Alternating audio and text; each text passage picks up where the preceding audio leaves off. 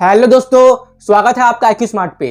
तो आज के इस वीडियो में मैं आपको ऐसे मनी ट्रैप, ऐसे लग्जरी ट्रैप और ऐसे सोशल मीडिया ट्रैप के बारे में बताने वाला हूं। साथ में उनसे जुड़े कुछ ऐसी घटनाओं के बारे में बोलने वाला हूं जिसे सुन करके आपका दिमाग और आंख अगर अभी तक बंद था तो दोनों ही खोल जाएगा। इस वीडियो से पक्का आप कुछ ऐसी चीज सीख करके जाने वाले हैं जिसे सीखने के बाद अगर आप उसे प्रैक्टिकली अपने लाइफ में अप्लाई करते हैं, साथ में इस चीज को लेकर अगर आप दूसरों को भी ऐसा करने के लिए प्रेरित करते हैं तो आपके जीवन में तो अच्छी बदलाव होंगे ही, साथ में सामने वाले के जीवन में भी अच्छी बदलाव हो सकती है। तो ये वीडियो इस हद तक इंपॉर्टेंट है आपके लिए, इसलिए मैं आपसे विनम्र अनुरोध करता हूं कि कृपया करके इस वीडियो को पूरा एकदम अंत तक बिना स्किप के अच्छे से जरूर से देखिए। तो फिर आइए इस शुभ कार्य में देरी क्यों, शुरू करते हैं।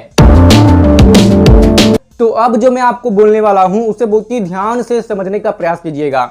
आजकल हमारे देश में नहीं बल्कि पूरे विश्व में क्या हो रहा है कि सोशल मीडिया एक बहुत ही भयंकर तरह से लोगों को ट्रैप कर रही है। जैसे कि मान लीजिए कि आप बहुत ही खुशमिजाज टाइप के आदमी है ना, हमेशा आप खुश रहते हैं, आपके चेहरे पे स्माइल रहती है, आप इतने टेंशन वगैरह चिंता में नहीं रहते हैं, लेकिन फिर भी सोशल मीडिया को स्क्रॉल करते करते आप टेंशन में और चिंता में आ जाते हैं। ऐसा क्यों होता है? और ऐसा अक्सर मेरे साथ भी होता है, ये कोई नई बात नहीं है। ये चीज हर उस व्यक्ति के साथ होती है जो सोशल मीडिया में कुछ ज्यादा स्क्रॉलिंग करने लगते हैं। अब ऐसा क्यों होता है? जैसे कि मान लीजिए कि आप महीने के 50,000 रुपए कमा रहे हैं। अब इतने पैसे कमाने के बाद आप जैसे भी अपना जीवन यापन कर रहे हैं तो इसके लिए आप बहुत ही खुश है और आप संतुष्ट भी है। लेकिन आप जैसे ही सोशल मीडिया स्क्रॉल करते तो आप देखते हैं कि कुछ लोगों ने महंगे ब्रांडेड कपड़े पहने हुए हैं, कोई व्यक्ति यहाँ घूमने जा रहा है, कोई वहां घूमने जा रहा है, किसी ने 5 स्टार होटल बुक किया है, या फिर कोई बहुत ही लग्जरी तरीके से कहीं घूमने के लिए जा रहा है, ट्रेन में फर्स्ट AC बुक करके जा रहा है, या प्लेन में बहुत ही लग्जरी स्टाइल से वो जा रहा है, जो आप देख रहे सोशल मीडिया पर, ठीक है ना। तो ये सब देख करके हमारे मन में भी ये विचार उठने लगते हैं कि ये चीज हम क्यों नहीं कर पा रहे हैं, हमें भी ऐसी लाइफ चाहिए। यानी कि जिस तरीके की लाइफ हम सोशल मीडिया में लोगों की देख रहे हैं, हमें भी वैसी जीवन जीने की इच्छा होने लगती है। लेकिन हमारी इनकम तो कम है, महीने के केवल 50,000 रुपए। अब इस इनकम में वैसी लाइफ, जैसी लाइफ आपने देखी है सोशल मीडिया में लोगों की, वैसे तो आप जी नहीं सकते, आप अफोर्ड ही नहीं कर सकते। और उसे अफोर्ड करने के लिए आप लोन ले लेते हैं, है ना, आप किसी से उधार ले लेते हैं और एक कर्जे के माया जाल में फंस जाते हैं। तो मतलब अगर आप नहीं भी फंसते, अगर आप कर्जा नहीं भी लेते हैं तो भी वो सब चीज़ देख करके माइंड में टेंशन होने लगती है ना, हमारे मन में विचार आने लगते हैं कि हम ऐसी लाइफ क्यों नहीं जी पा रहे हैं। तो इसे हम बोलते हैं सोशल मीडिया ट्रैप। मैं भी कई बार जब स्क्रॉल करता हूँ तो मैं भी थोड़ा टेंशन में आ जाता हूँ कि देखो तो उसकी लाइफ कितनी अच्छी है और मेरी लाइफ ऐसी क्यों नहीं है।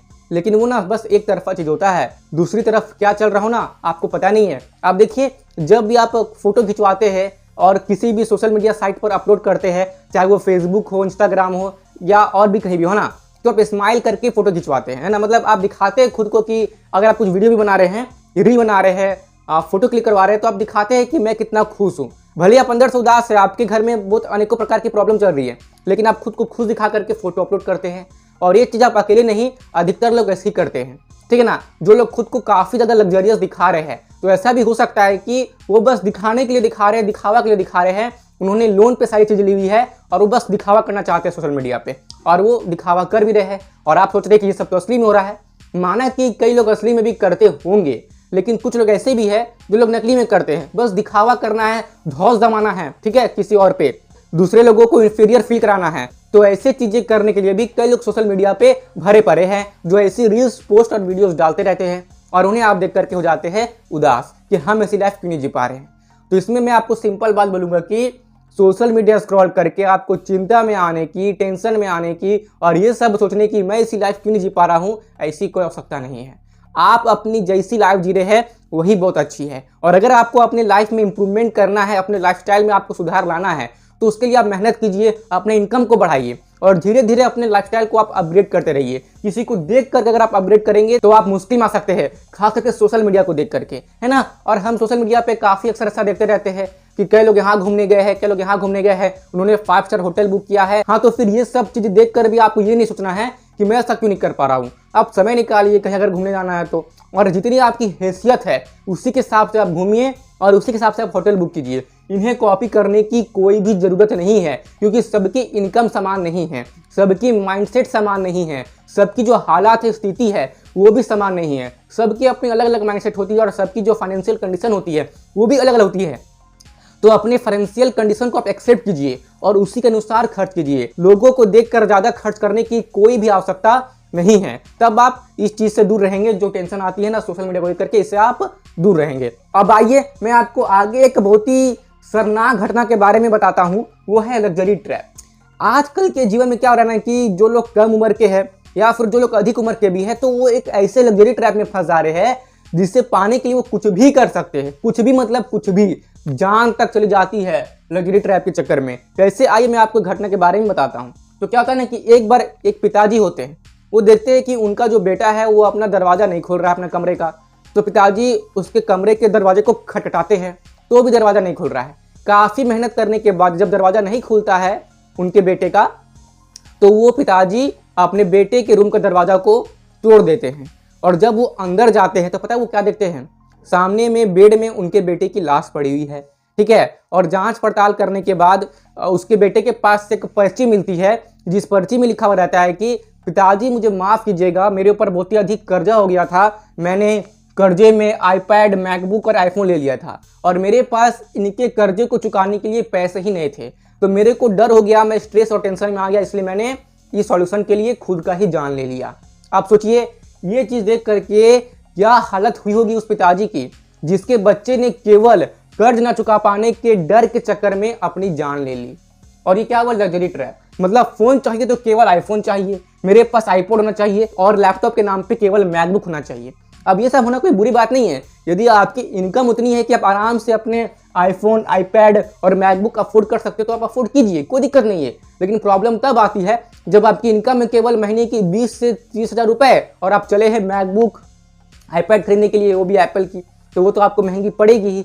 मैंने आपको पहले से अपने कई सारे वीडियो में बता रखी है कि अगर आप किसी भी चीज़ को एक ही बार में 3 बार अफोर्ड नहीं कर सकते, वो भी पूरे पैसे दे करके, तो आप उस चीज़ को असलियत में अफोर्ड नहीं कर सकते। लेकिन आजकल की दुनिया में क्या है, आप जिस चीज़ को भी अफोर्ड नहीं कर सकते हैं उसे आप ईएमआई पे अफोर्ड कर लेते हैं, और ईएमआई के चक्कर में आप उस प्रोडक्ट के लिए जिसकी प्राइस उतनी थी भी नहीं, उससे आप अधिक प्राइस दे देते हैं, यानी कि ज़्यादा पैसे आपकी जेब से चले जाते हैं। आपने सोचा वाह ये ईएमआई वाली चीज़ कितनी मतलब मस्त चीज़ है ना, कि हम जिस चीज़ को अफोर्ड नहीं कर पा रहे हैं हम उस चीज़ को भी ले रहे हैं। लेकिन इसके चक्कर में आपकी जेब से पैसे कितने जा रहे हैं आपको देखिए ना, बहुत ही अधिक पैसे चल जा रहे हैं। ठीक है, तो अकॉर्डिंग टू फाइनेंशियल कंडीशन और फाइनेंशियल नॉलेज के हिसाब से मैं बात करूं तो ये चीज़ भाई गलत है। जिस चीज़ को आप अफोर्ड नहीं कर रहे उसे मत लीजिए ना, आप अपने इनकम को बढ़ाने पे ध्यान दीजिए। इनकम को बढ़ाने के बाद आपको जो मन सो लीजिए, लेकिन अपने इनकम के अनुसार ही लीजिए। आपको किस तरह से पैसे खर्च करने हैं इस पर भी मैंने वीडियो बनाए हैं। आप 50-30-20 ये जो मोस्ट फेमस फाइनेंशियल रूल है, इससे आप अपने जीवन में अप्लाई कीजिए, आप अच्छे से अपने पैसे को मैनेज कर पाएंगे। सोचिए बेचारे मतलब जो बच्चा अपने 20s में है, बस केवल कर्ज ना चुका पाने के चक्कर में उसने अपनी जान ले ली, तो उस पिताजी का मतलब क्या ही हाल हुआ होगा, जरा आप इस बात को सोच कर देखिए। लग्जरी ट्रैप, और ये लग्जरी ट्रैप केवल मतलब भारत में ही नहीं और भी देश में काफ़ी ज़्यादा फेमस है। अब यहाँ देखिए, अगर मैं चाइना की बात करूँ तो बात है सन 2011 की। क्या होना कि एक 17 साल के लड़के ने अपनी एक किडनी बेच दी और एक चमचमाती सी आईफोन ले आया। ठीक है, और जब लोगों ने पूछा कि तुमने ये चमचमाती सी आईफोन को कैसे लाया, तुम्हारे पास ये पैसे कहाँ से आए, तो उसने कहा कि मैंने अपनी किडनी बेच दी। तो जब लोगों ने पूछा अरे बेवकूफ़, तुमने आईफोन खरीदने के लिए अपनी एक किडनी क्यों बेची, तो पता है उस 17 साल के लड़के ने क्या कहा, उसने कहा इंसान 2 किडनी लेकर क्या करेगा, इंसान तो एक किडनी पर भी जिंदा रह सकता है ना, और वैसे भी अपने समाज में अपने स्टेटस को बनाए रखने के लिए थोड़ी बहुत तो कुर्बानी देनी पड़ती है, इसलिए मैंने अपने किडनी की कुर्बानी दे दी और मैं ये मस्त चमचमाती हुई आईफोन ले आया, जिससे कि मैं समाज में अपने स्टेटस को बरकरार रख सकूं और एक स्मार्ट सुपीरियर टाइप का दिख सकूं। अब मुझे आप ही बताइए कि ऐसे बेवकूफ़ लोगों को क्या ही कहना, जो कि लग्जरी ट्रैप के चक्कर में आके इतना मूर्खतापूर्ण डिसीजन लेते हैं। और इसके बारे में अगर मैं आपको एक और घटना के बारे में बताऊं तो आप ये देख सकते हैं कि बात है सन 2020 की, जहां पे एक लड़की ने महंगे महंगे कपड़े खरीदने के लिए और लग्जरियस चीज़ों को खरीदने के लिए 20,000 रुपये लोन पे उठाए। उस लड़की के पास उतने पैसे थे नहीं, बस उस लड़की ने किसी दूसरे को देखा था कि वो ऐसा खर्च कर रही है, उसके पास इतने पैसे, तो बस उसने भी लोन पे 20,000 रुपये उठा लिए और उठा के उसने भी शॉपिंग की।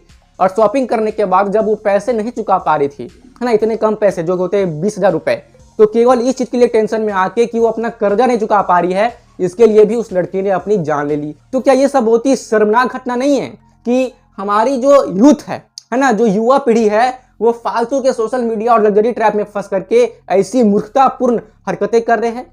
तो ऐसे में हम सब की जिम्मेदारी होती है कि हम सब लोग अपने युवाओं को, और जो हमसे छोटे हैं या फिर जो बड़े हैं, हम उन्हें समझाए कि लग्जरी चीजें अच्छी है, लेकिन इसके ट्रैप में हमें नहीं पड़ना है।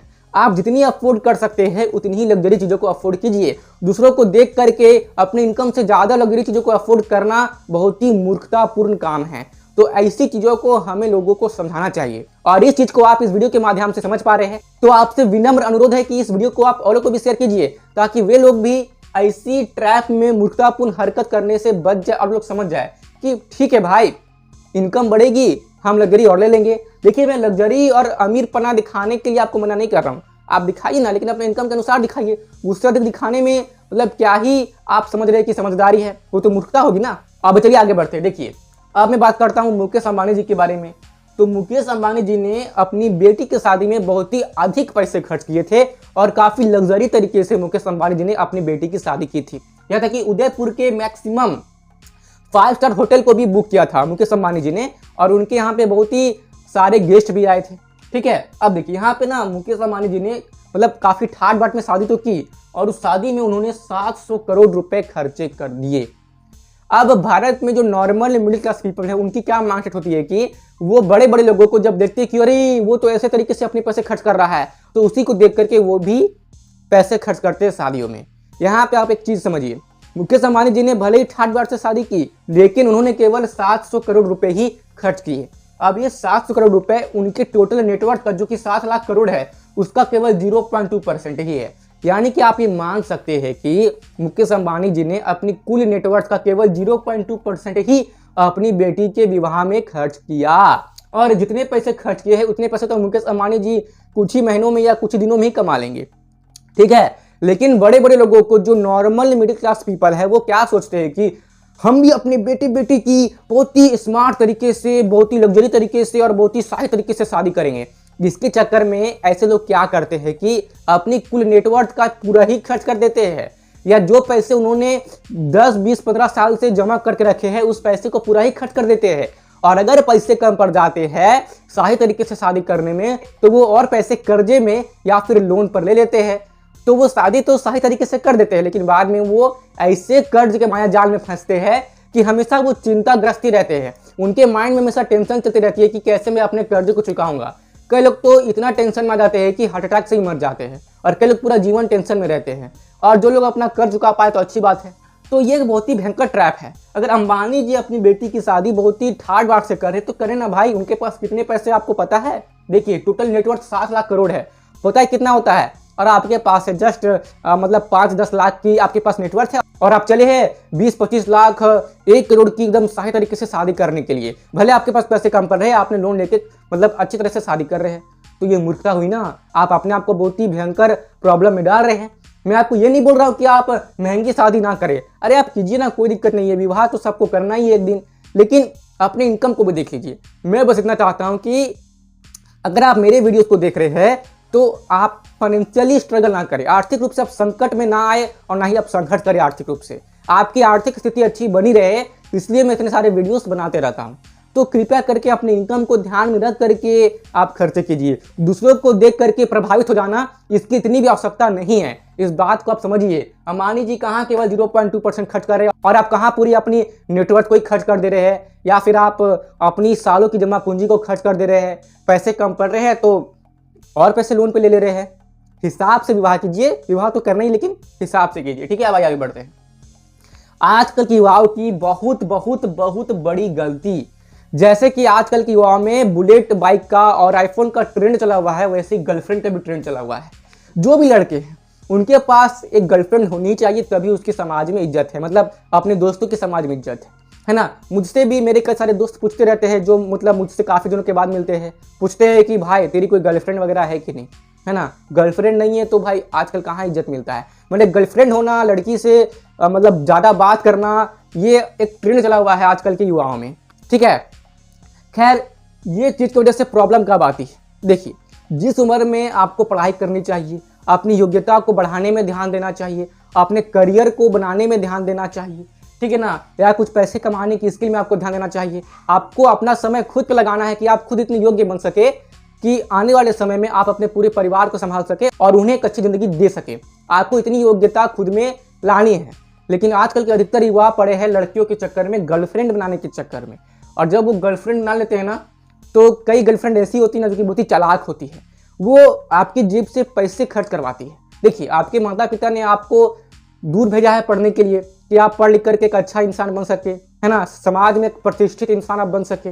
और आपके माता पिता बहुत ही मेहनत से पैसा कमाते हैं और वो आपको हर महीने भेजते रहते हैं, ठीक है ना, कि मेरा बच्चा सही से रहेगा। लेकिन आप क्या करते हैं, आप अपने समय को बर्बाद करते हैं अपने वही सो कॉल्ड गर्लफ्रेंड को। बस वो अट्रैक्शन होता है, ऐसा कोई प्रेम उरेम होता नहीं है 18, 19, 20 साल की उम्र में। बस अट्रैक्शन हो गई, आकर्षण हो गई। और उसी आकर्षण चक्कर में आपकी गर्लफ्रेंड ने कहा कि मुझे ये चाहिए, आपने उसे वो चीज़ दिलवा दी, है ना। अपनी गर्लफ्रेंड को आप महंगे महंगे गिफ्ट देते हैं उनके बर्थडे में, यहाँ तक कि आप अपने गर्लफ्रेंड के फ़ोन को भी रिचार्ज करवा देते हैं हर महीने। और ये सब आप अपने पैसे से नहीं कर रहे हैं, अपने पिताजी के पैसे से कर रहे हैं। उस पैसे को आप लिटरली बर्बाद कर रहे हैं, जो पैसे आपके माता पिता ने बहुत ही मेहनत से कमाई है। तो मतलब कि मैंने ये देखा है ना कि कई लड़के ऐसे होते हैं जो लाखों रुपए तक अपने गर्लफ्रेंड पे खर्च कर देते हैं। अब लेकिन वही गर्लफ्रेंड उन्हें छोड़ करके चल जाती है, उनका ब्रेकअप हो जाता है। तो आजकल के युवा में ना ये एक्सपेंसिव गर्लफ्रेंड का जो ट्रैप चला हुआ है ना, ये भी बहुत ही खराब चीज़ है, बहुत ही खराब चीज़ है। अब यहाँ पर मैं गर्लफ्रेंड्स को बुरा नहीं बोल रहा हूँ, है ना।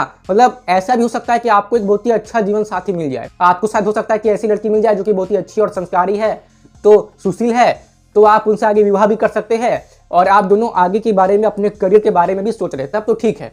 लेकिन कई लड़की केवल मूर्ख बनाती है और बस वो आपकी जेब को खाली करवाने के चक्कर में रहती है। उसे बस आपके पैसे से और आप उस लड़की में कितना खर्च कर सकते हैं, इससे मतलब होता है। ऐसी लड़कियों को आपसे कोई लगाव नहीं होता।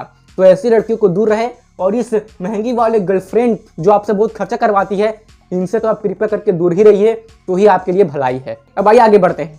तो आप देख सकते हैं ना कि क्या होता है ना कि वेस्ट बंगाल की बात करूं तो वेस्ट बंगाल में एक कपल ने अपने 8 महीने के बच्चे को बेच दिया। पता है क्यों बेचा? क्योंकि उन्हें आईफोन खरीद के रील्स बनानी थी। इतनी बड़ी मूर्खता, इतना घटिया और शर्मनाक चीज जो इन कपल ने किया। मतलब इनकी मानसिकता कहाँ तक गिरी हुई है, समझिए कि अपने 8 महीने के बच्चे को बेच दे रहे हैं ताकि वो आईफोन खरीद के रील्स बना सके। अरे भाई, ऐसी चीज हो रही है हमारे देश में, इस पे ध्यान देने की आवश्यकता है। ऐसे लोगों पे ध्यान देने की बहुत ही अधिक आवश्यकता है कि लग्जरी और सोशल मीडिया के ट्रैप में आकर इतनी मूर्खतापूर्ण काम कर रहे हैं। और जो रील्स बनाएंगे, क्या वो अच्छी रील्स बनाएंगे? ये लोग बहुत ही घटिया रील्स बनाएंगे। सोशल मीडिया पे ऐसे बहुत सारे फालतू रील्स है, ठुमके लगाने वाले, मतलब जिसका कोई मतलब नहीं है, बस लोगों को दिखाने के लिए सब बना रहे हैं। और उन पे लाइक्स और व्यूज भी अच्छी खासी आती है। मुझे ये बात समझ में नहीं आती है कि जिस चीज़ से वो कुछ सीख सकते हैं उस चीज़ को तो वो देखते नहीं है। बस फालतू की चीज़ में अधिकतर लोग सोशल मीडिया पे अपने टाइम को वेस्ट करते रहते हैं। काफ़ी खराब बात है। अब देखिए, कॉस्टली प्रोडक्ट बहुत ही अच्छी होती है। अब इसे भी लेकर के हमारे समाज में एक बहुत ही भयंकर ट्रैप चल रही है। वो क्या है? हाँ, मैं मानता हूँ कि महंगी प्रोडक्ट क्वालिटी के मामले में अच्छी होती है, लेकिन ज़रूरी नहीं है कि जो प्रोडक्ट महंगी है उसकी क्वालिटी भी अच्छी होगी। बस ब्रांड का फ़र्क होता है। यानी कि जो चीज़ केवल 400 रुपये की है तो ब्रांड के नाम पर उस चीज़ को 4000 रुपये में बेच दिया जाता है और लोग ले भी लेते हैं। आइए मैं आपको इसका एक लाइव प्रैक्टिकल एग्जांपल देता हूँ। तो बेला विटा ने भारत में एक एक्सपेरिमेंट कंडक्ट किया था, ठीक है ना। उन्होंने क्या किया कि अपनी परफ्यूम में फ्रैगो इटालिया की स्टिकर चिपका दी और उन लोगों ने ये बोला लोगों को, भारत के लोगों को, कि ये तो इटली का परफ्यूम है, बहुत ही मतलब ब्रांडेड प्रीमियम परफ्यूम है, इटली से बना हुआ है। अब इस चीज़ को देख करके और सुन करके लोगों ने विश्वास कर लिया कि हाँ, ये बहुत ही प्रीमियम और ब्रांडेड परफ्यूम है। और उन्होंने बताया कि इस परफ्यूम की जो प्राइस है वो 5000 रुपये है। तो काफ़ी लोगों ने जस्ट ये फ्रैगो इटालिया की जो ब्रांड थी ना, इससे देख करके और ये परफ्यूम प्रीमियम दिख रहा है, केवल इसी के चक्कर में वे लोग मान गए कि हाँ, इस परफ्यूम की जो प्राइस है वो 5000 रुपये होगी। फिर बाद में उनको पता चलता है कि उस परफ्यूम की असलियत में प्राइस 5000 रुपये नहीं, केवल 599 रुपये है। ठीक है, तो केवल इस फ्रैगो इटालिया की स्टिकर को देख करके और उसे प्रीमियम मान करके लोगों ने उस परफ्यूम के लिए 5000 रुपये देना को भी स्वीकार कर लिया, जबकि उस परफ्यूम की असलियत में दाम कितनी थी? 599 रुपये। तो आप देख सकते हैं कि कॉस्टली प्रोडक्ट हमेशा अच्छे होते हैं। तो इसे भी लेकर के लोगों में मतलब क्या हो रहा है कि ट्रैप बढ़ रहा है। और ये असल में ना क्या दिखाता है ना कि स्टेटस दिखाता है, स्टेटस, कि अगर आप महंगी चीज़ें खरीदते हैं तो आपकी जो स्टेटस है वो समाज में बरकरार रहेगी। आप खुद को लोगों से सुपीरियर दिखा सकते हैं। ठीक है, तो लोगों को खुद से सुपीरियर दिखाने का जो ट्रेंड है, जो ये ट्रैप है, बहुत ही अधिक बढ़ते जा रहा है। कई लोग ऐसे होते हैं जिनके पास उतने पैसे होते नहीं खर्च करने के लिए, फिर भी वो अधिक पैसे खर्च क्यों करते हैं? ताकि लोगों को दिखा सके कि देखो हम तो अमीर है, हम तो महंगी चीज़ें ही खरीदते हैं, मतलब हम बहुत ही प्रीमियम चीज़ रखते हैं अपने पास, तो हम तुमसे सुपीरियर है। बस लोगों को खुद को दूसरों से सुपीरियर दिखाना है, इसके चक्कर में वो पैसे अंधाधुंध पैसे खर्च करते हैं।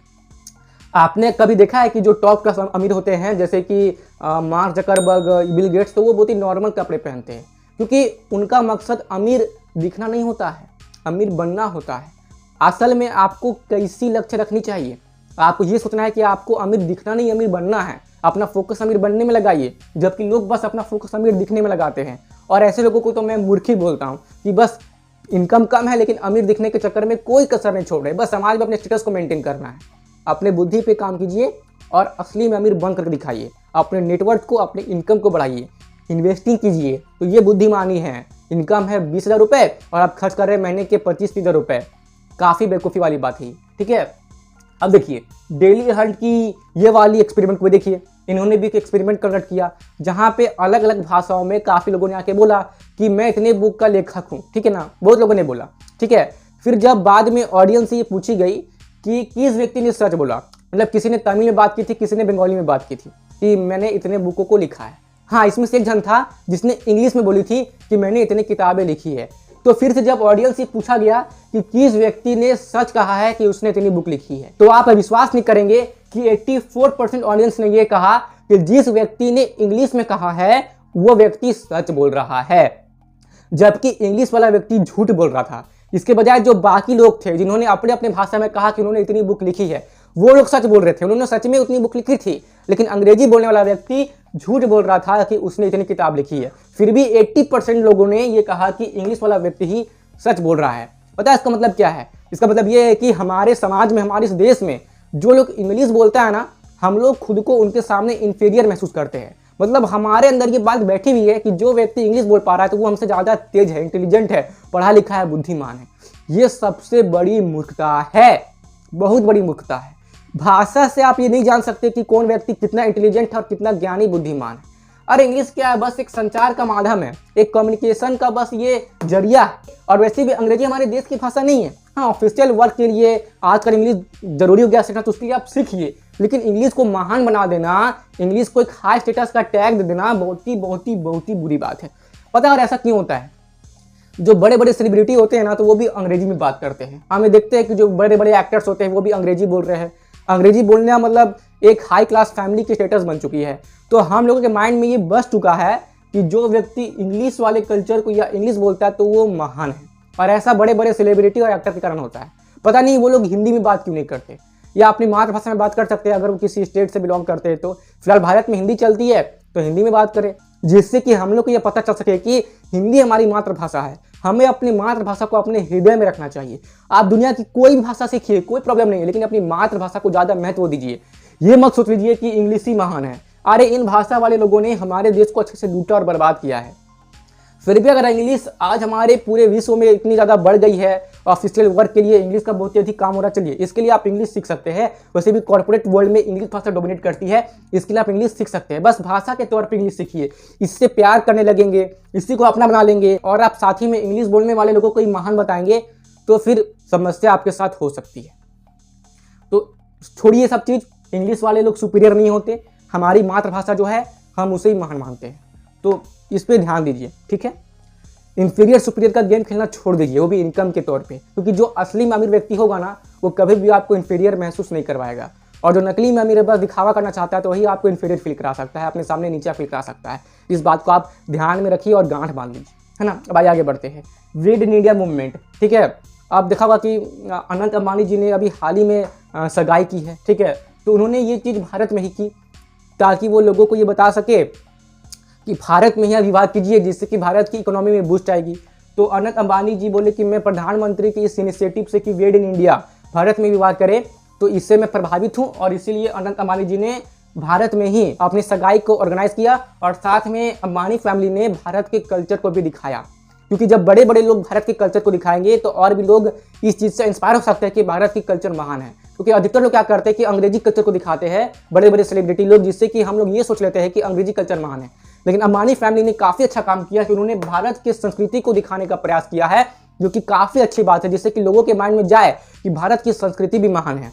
बड़े बड़े सेलिब्रिटी क्या कर रहे हैं कि भारत देश के बाहर जाके विवाह कर रहे हैं, उन देश की इकोनॉमी को बूस्ट कर रहे हैं। लेकिन अंबानी जी ने सोचा कि हम अपनी बेटे की शादी तो भारत देश में ही करेंगे, जिससे कि हमसे लोग इंस्पायर होंगे और विवाह भारत में करेंगे। इसे देख करके और भी लोग भारत में आएंगे विवाह करने के लिए, भारत के कल्चर को प्रदर्शित करेंगे, जिससे कि भारत के कल्चर को तो बढ़ावा मिलेगा ही, साथ में भारत की इकोनॉमी को भी बढ़ावा मिलेगा। तो इस चीज को प्रधानमंत्री नरेंद्र मोदी जी ने बहुत ही स्मार्ट तरीके से किया कि कैसे वो देश की इकोनॉमी को बढ़ाने के साथ साथ देश की संस्कृति को भी आगे बढ़ा सकते हैं।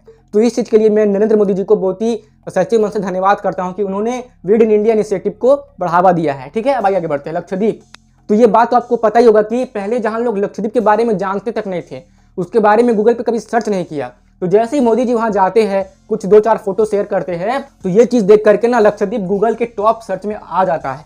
ठीक है, और सिर्फ टॉप सर्च में नहीं आता, जबकि बुकिंग वेबसाइट में ना इसकी सर्च, लक्षद्वीप की सर्च 3400% से बढ़ जाती है। ये कोई छोटी मोटी नंबर नहीं है, बहुत ही बड़ी नंबर है। और इतना ही नहीं, मोदी जी का लक्षद्वीप जाने पर और वहां से कुछ फोटो शेयर करने पर ही मालदीव्स की बुकिंग आधी कम हो जाती है, और साथ में 8000 भारतीय अपनी मालदीव्स की जो बुकिंग है वो कैंसिल कर देते हैं, क्योंकि उनका ध्यान लक्षद्वीप पे चल जाता है।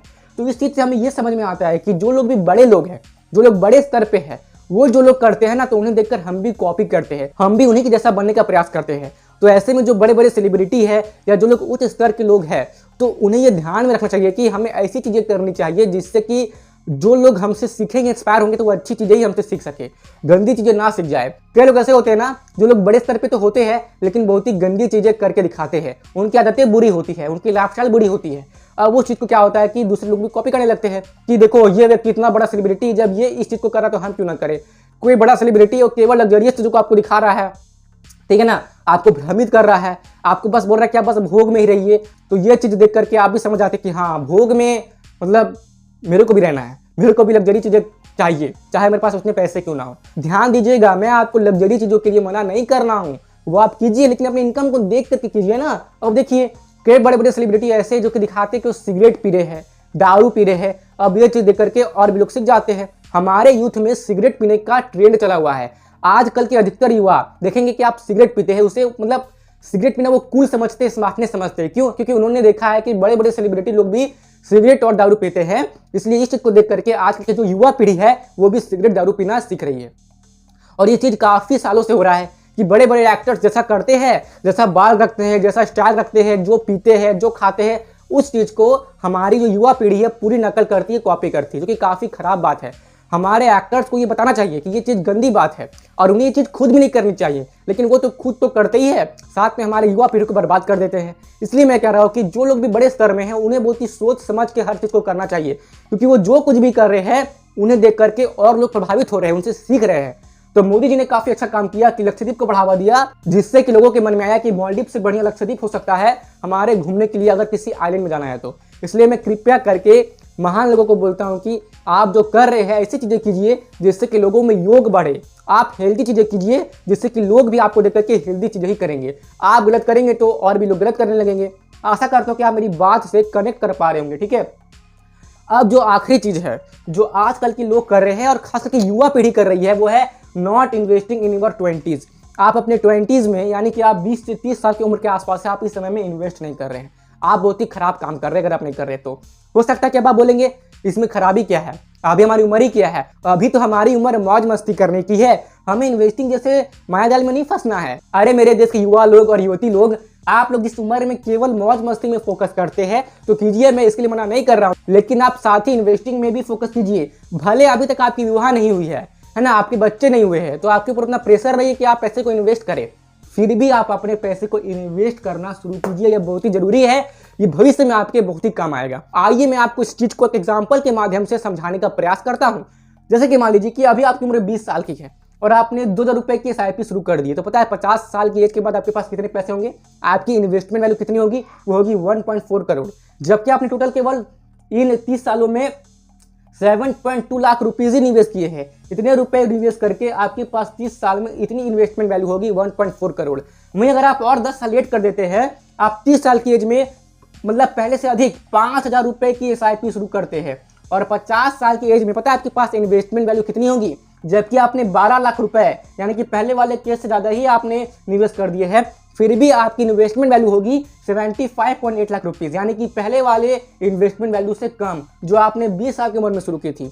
और अगर आप और 10 साल लेट कर देते हैं, अगर आप 40 साल की एज में निवेश करना शुरू करते हैं, वो भी मंथली SIP और बढ़ा करके 10,000 रुपए की, तो 50 साल की एज तक आपके पास मात्र केवल 27.87 लाख की इन्वेस्टमेंट वैल्यू होगी, जबकि आपने 12 लाख रुपए निवेश कर दिए हैं।